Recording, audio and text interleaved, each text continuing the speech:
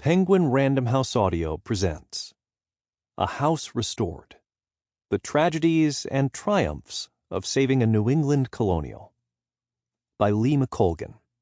Foreword by Roy Underhill. Read for you by Sean Patrick Hopkins. To Liz, the one I write for. Foreword.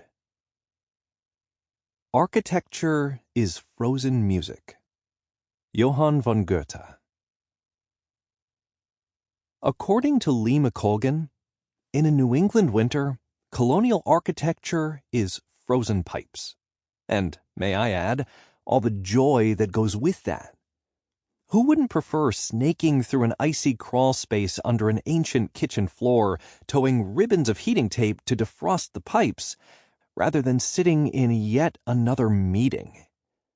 I've been in that spidery crawl space many times because they're universal, delighted not to be sitting in an office, while still wondering how long it would take before they found my body.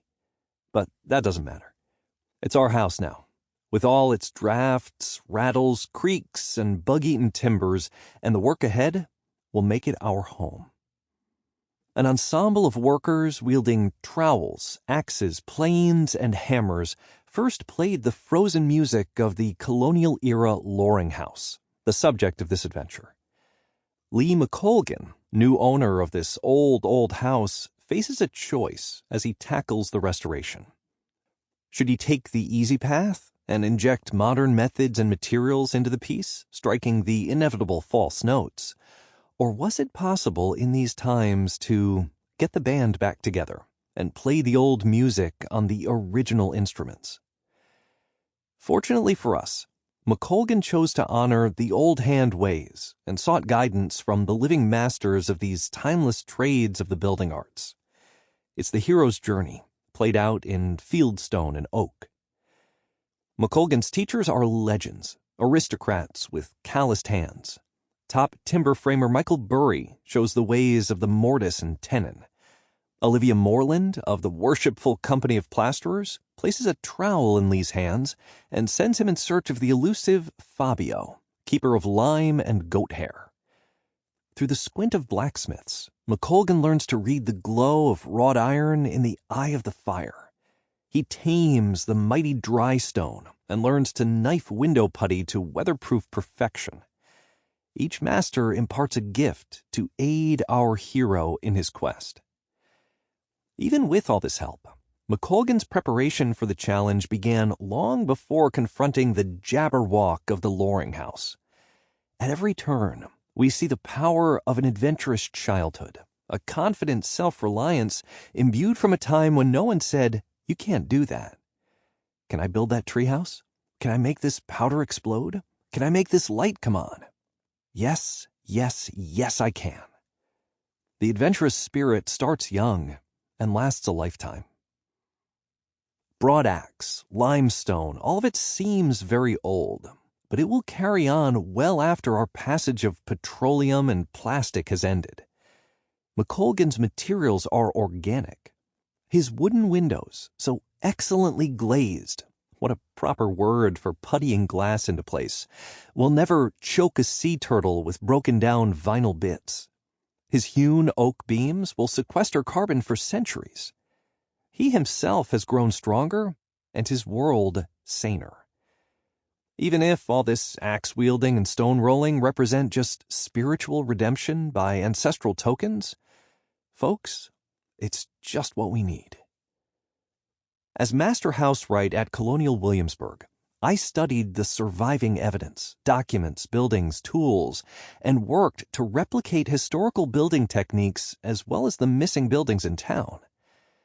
Because so many of the old buildings had been restored fully, the old work covered over long before I arrived, our studies of the untouched original carpentry often took us into steamy attics and creepy crawl spaces.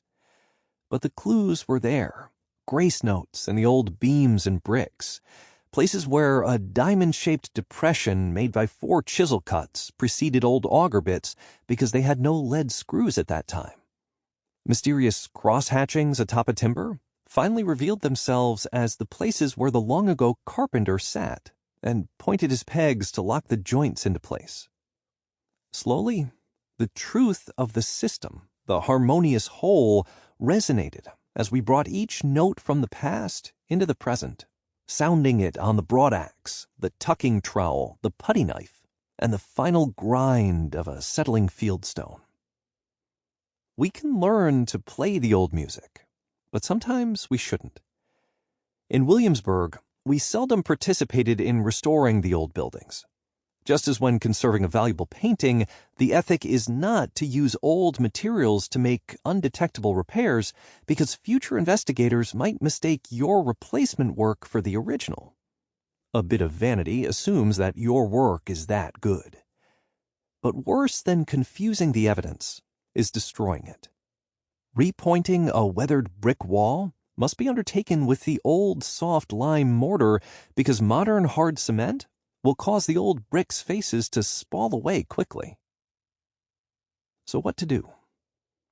Like restoring that valuable painting, you make sure that your work on the old house is reversible, that you use compatible materials, that you preserve as much of the original as possible, and that you leave good indications of your contributions.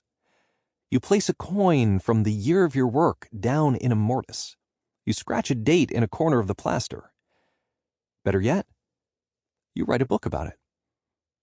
Thank you, Lee, for letting us take part in your adventure. You gave us a vision for the grand journey and the courage to undertake it. Roy Underhill. Introduction. We can make our lives sublime, and departing, leave behind us footprints on the sands of time. Henry Longfellow. In the summer of 2015, while I was on the road in Lincoln, Nebraska, a phone call informed me that my morning meeting had been canceled. For several years, a large investment firm employed me as a representative assigned to their Midwestern territory, meeting with financial advisors in the region to sell more of the company's products. With time to kill before my next meeting, I bought a coffee at a local bakery and sat in the car, sipping it, watching as other customers came and went. Looking aimlessly out the window, my eyes wandered to a sign planted in the front yard of a plain brick building across the street.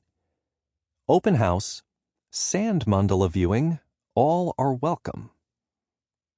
Inside, the sweet smell of lavender hung in the air.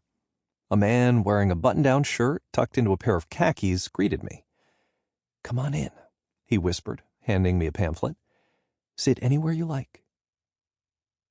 Perched on wooden benches lining the walls, small clusters of people gazed at the scene in the center of the room. Monks crouched on the floor, huddled around a large blue board inscribed with an intricate geometric pattern. The men wore long robes, the color of cranberries from bogs dotting the landscape of Massachusetts, where I had lived before moving to the Cornhusker state. The freely flowing fabric contrasted starkly with the sharp lines of my white collar, the perfectly centered dimple in my necktie, and the crisp crease of my suit pants. The occasional cough or low murmur punctuated the quiet. Each monk carefully held a chakpur, a copper funnel filled with colored sand ground down from precious gems and stones. The men tapped the funnels gently, distributing the grains in delicate lines like pâtissier piping icing onto a sheet cake. Their hands moved with smooth deliberation and incredible control.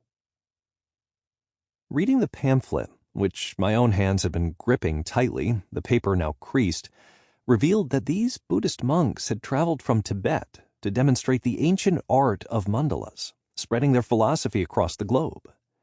For a week, they spent untold hours painstakingly creating the design and forming the pattern with just a few grains of sand at a time. When they finished, they swept up the sand and poured it into a river, an etch-a-sketch from the ancient world. The mandala represents the universe and the cycles of creation and destruction within it. The artwork and its fate remind us that nothing in life is permanent, Sample complete. Ready to continue?